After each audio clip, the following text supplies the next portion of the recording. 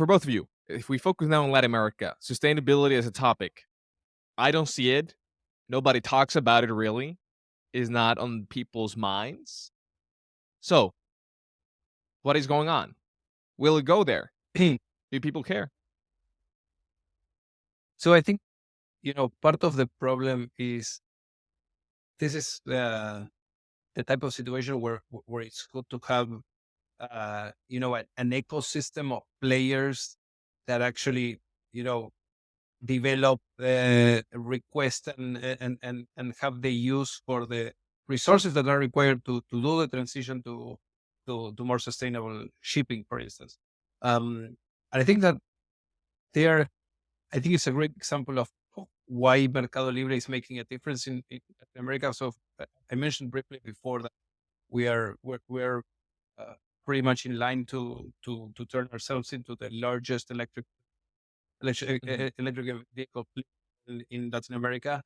Um, we've issued a sustainable bond.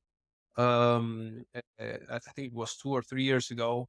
It's $400 million that is destined to do CO2 emissions reduction, and we do that same thing with our facilities. Why is it that we are not moving faster? And when we go down and drill down on why we're not doing that faster, it's because the ecosystem is not yet there. So we're in several ways we're like the tip of the arrow trying to make this change Yeah. for Latin America. For instance, electric vehicles. One of the key things that you need to develop a good network of delivery with electric vehicles is you need the chargers, you need the charging stations, and you need to have a relatively good network of charging stations. We can have those at our service centers, at our last mile centers, but sometimes you need, charging points in the middle. And so right now, for instance, we realize that why is it that we can't go faster? Because there's not the infrastructure for the charging station. So we're partnering with companies, with suppliers to start to develop that. Yeah. And I think, again, once you have that, then it's easier for other players to move into, electric vehicles, because now you have the infrastructure for charging stations.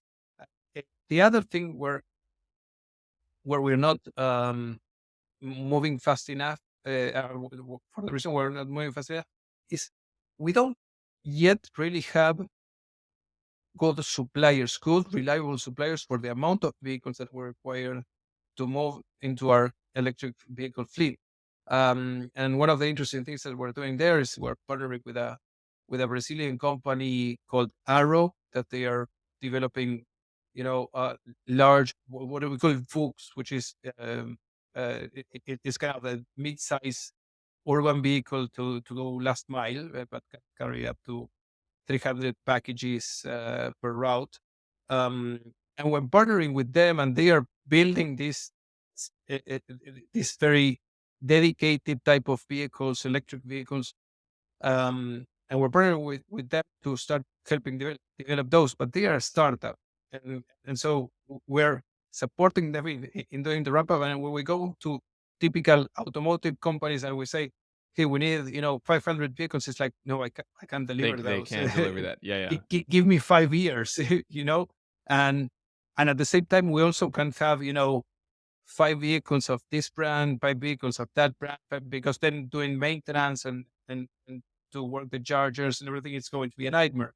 So Like, yeah, it's like I think that Mercado Libre and Envíos in particular is doing a terrific job in they being the tip of the arrow, but it requires that to start having the ecosystem. And then I think that for the followers, it will be easier.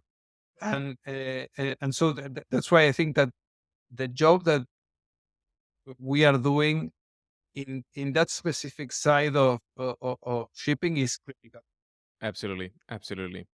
And Radu, what are you seeing? Are you seeing that your clients are requesting people to understand this, understanding what needs to be done in order to be a sustainable organization?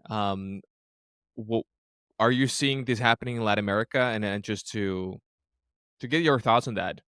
So I just briefly, I think it's linked to the level of development. So if it's the Maslow hierarchy of needs, right? So the more developed a nation, see Europe, see US, then the more that they're going to care about sustainability. When you're struggling to put food on the table, or when you're literally maybe affording just to buy a packet of detergent because you don't have money to buy a kilogram of detergent, you're not going to talk sustainability. So I think as from a consumer market, it's not just Latin America, Southeast Asia as well, Africa. I mean, I don't think people in the street are necessarily concerned about sustainability. They're concerned about, do I have food on my table, right? I mean, it's much more basic. But from a company perspective, I think where we Yeah. can do a lot more, and companies can do a lot more, is to collaborate. Sustainability should not be used as a weapon of, whilst, okay, there's all sorts of things that we should compete on, fair enough. I don't think we should compete on sustainability.